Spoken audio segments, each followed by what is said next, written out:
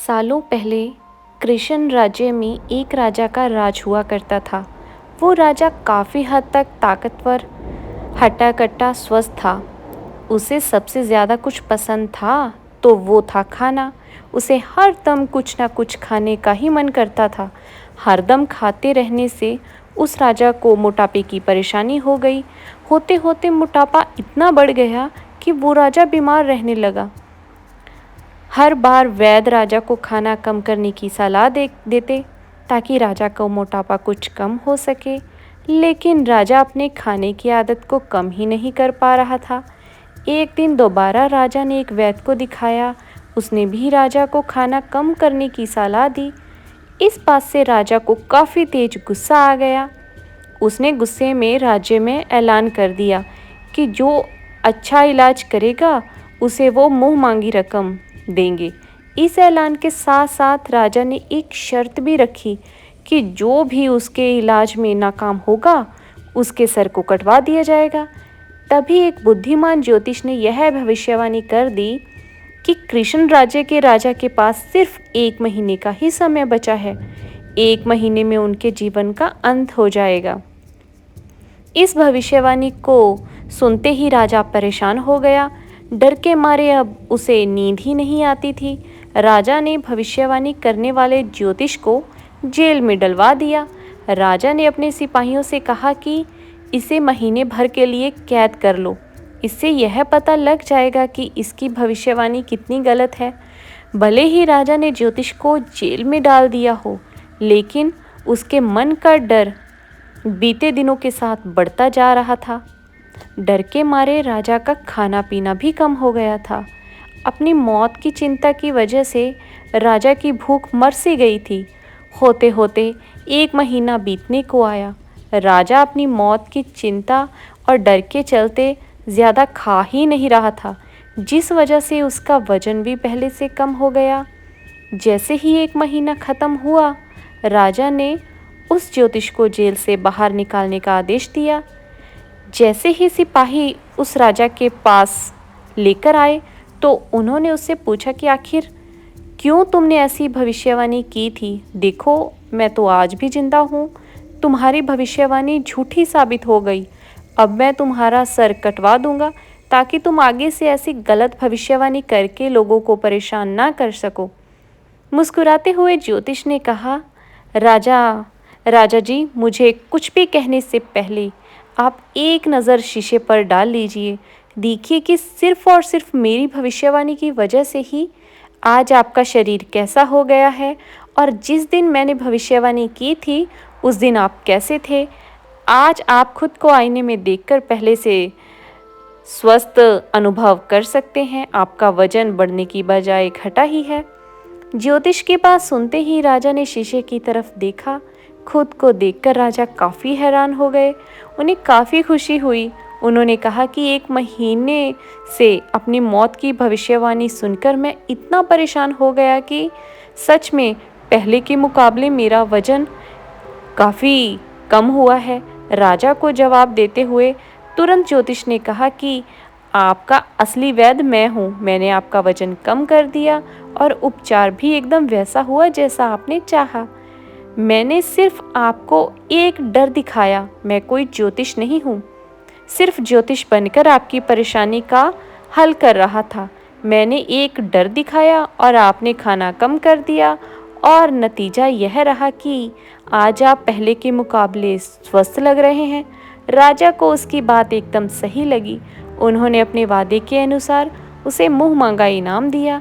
इनाम देने के बाद राजा ने थोड़ा सोचा कि जब मौत के डर के कारण खाना कम करने से मैं इतना स्वस्थ हो गया हूँ, मेरे स्वास्थ्य में इतना सुधार आ गया है, तो अधिक खाना नहीं चाहिए। यह सोचते ही राजा ने निश्चय कर लिया कि आगे से ज़रूरत पर भूख से ज़्यादा खाने का सेवन वो नहीं करेगा।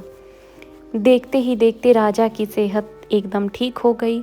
उनका वजन नियंत्रित रहने लगा और जिन बीमारियों से वो परेशान थे वो कम हो गई। तो दर्शकों, कहानी से हमें पहली सीख यह मिलती है कि सबसे बड़ा डर मौत का होता है। मौत को पास देखकर इंसान सब कुछ भूल जाता है।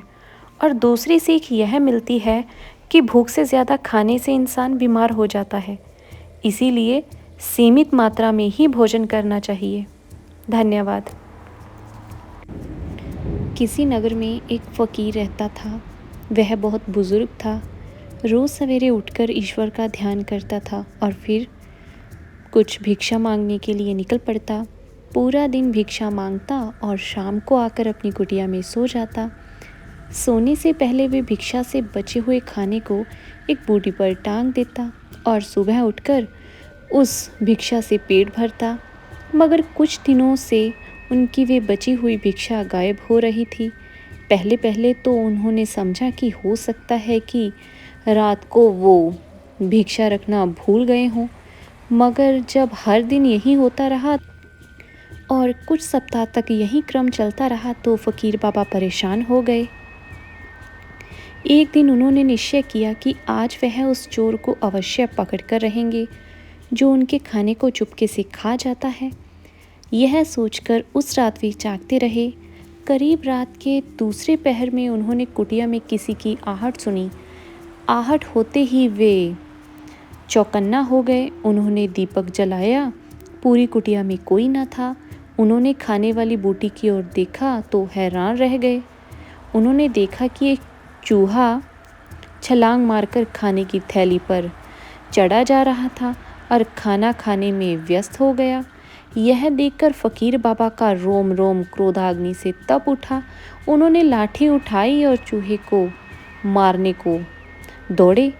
चूहा अत्यधिक चालाक था। वह छलांग लगाकर पहले से ही निकल गया और बिल में घुस गया। फ़कीर बाबा इतना सा मुँह लेकर वापस लौटकर सो गए। अब तो रोज़ का यही किस्सा हो गया। फ़कीर बाबा रोज़ लाठी लेकर दौड़ते मारने को, मगर असफल ही वापस लौट आते। उन्होंने बूटी भी ऊंची की मगर कोई फ़ायदा नहीं हुआ। तब एक दिन फ़कीर बाबा ने एक योजना सोची कि वे कहीं से एक लंबा बांस ले आए और रात को जब भी उनकी आँख खुलती तो वे बांस को फटकारते। मगर यह तकरीब भी ज़्यादा कारागर साबित ना हुई। उनके खाने से कुछ ना कुछ वे चूहा उड़ा ले ही जाता। फिर एक दिन उनके गुरुजी उनके पास आए। खाना खाने के बाद फ़कीर बाबा ने बचा हुआ खाना थैली में रखकर बूटी पर टांग दिया। रात को गुरु शिष्य बातें करने बैठे तो शिष्य ने वही बांस हाथ में लिया और जब भी उन्हें एहसास होता कि चूहा बिल से बाहर आने वाला है तो उस बांस को फटकार सुनकर था जो वो चूहा फिर से बिल में भाग जाता। इधर शिष्य को बार बार बांस फटकारते देख गुरु को अच्छा ना लगा। वे बोले कि तुम कहीं और ध्यान लगा रहे हो। मैं देख रहा हूँ कि तुम्हारा ध्यान हमारी बातों की ओर नहीं है। क्या तुम इतने असभ्य हो गए हो कि घर आए मेहमान का आदर सत्कार तक करना भूल गए हो क्या? हमने तुम्हें यही शिक्षा दी थी क्या? जब हम तुमसे मिलने आए तो तुम हमारी बातों पर ध्यान ना दो। तो गुरु की बात सुनकर शिष्य बड़ा हड़बड़ा गया। वह मुंह लटकाए बोला, नहीं गुरुजी, यह बात नहीं है। फिर क्या बात है? तुम बार बार बांस को क्यों फटकार रहे हो? गुरुजी नरम हुए। असल में गुरुजी, मुझे कुछ दिनों से एक चूहे ने बहुत परेशान कर रखा है। क्या मतलब गुरुजी? कुछ दिनों से मैं भी जो भी खाना बचा कर रखता हूँ एक चूहा रोज उसे खा जाता है। मैं बूटी भी जो थी उसे भी ऊपर करके देखा ताकि ऊंचाई तक वो ना पहुँच सके, परंतु वह चूहा वहाँ पर भी पहुँच गया। आखिर मैं थक हार कर मैंने यही उपाय निकाला कि अब जब भी मुझे लगता है कि वह चूहा बिल से बाहर निकलने वाला है तो मैं बांस फटकार देता हूँ। फ़कीर बाबा ने गुरुजी को सब कुछ विस्तार से बता दिया। सारी बात सुनने के बाद गुरुजी कुछ सोचने लगे। फिर बोले, शिष्य, यह चूहा तो बहुत छोटा है और थैला छत के साथ बहुत ऊंचा लटक रहा है। फिर भी चूहा इतनी ऊंचाई तक कैसे पहुंच जाता है? साधारण चूहे तो इससे आधा भी नहीं उछल सकते। ज़रूर इस चूहे में कोई विशेष बात है। जी गुरुजी, आपने ठीक कहा। मैं भी बहुत दिनों से यही सोच रहा हूँ कि यह चूहा इतनी ऊंची छलांग कैसे लगा लेता है। किंतु मेरी समझ में कोई बात नहीं आई। आप ही कोई उपाय बताइए। फ़कीर बाबा ने गुरुजी से प्रार्थना की कि गुरुजी कुछ सोचकर बोले, शिष्य तुम इसका बिल खोद कर देखो, क्योंकि ज़्यादा उछल कूद वही करता है जिसका शरीर धन की गर्मी पाया हुआ हो। ठीक है गुरुजी, फ़कीर बाबा ने कहा और फिर बिल को खोदने लगे। बिल खोदने पर बाबा ने देखा कि चूहे के बिल में एक और रोटी के टुकड़े, एक और गेहूं व मिठाइयों का ढेर रखा है। यह देखकर फ़कीर बाबा विस्मित हो उठा। उन्होंने वे सब गुरुजी को दिखाया। गुरुजी बोले, शिष्य देखा, जैसे मैंने कहा था वैसा ही निकला।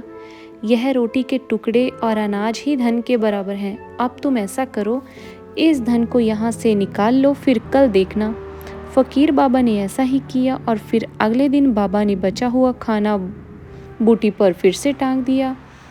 आज उन्होंने गुरुजी के कहने पर बूटी थी जो वो नीचे कर दी। कुछ ही देर बाद वही चूहा बूटी के नीचे आया और खाने तक पहुंचने के लिए उछल कूद मचाने लगा, मगर उसकी हर कोशिश असफल रही। वह काफ़ी देर तक मेहनत करने के बाद भी खाने की बूटी तक ना पहुंच सका। यह देखकर बाबा खुश होकर बोले, गुरुजी इसकी अकड़ तो निकल गई।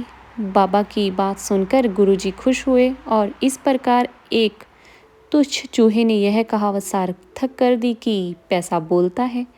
तो दर्शकों, कैसी लगी आपको ये कहानी? अगर आपको ये कहानी अच्छी लगी तो कृपया इस कहानी को अपने दोस्तों के साथ, अपने परिवार के साथ ज़्यादा से ज़्यादा शेयर कीजिए और हमारे चैनल छाप को सब्सक्राइब कीजिए, ताकि आगे भी हम आप लोगों के लिए और अच्छी अच्छी कहानियाँ लेकर आते रहें। धन्यवाद।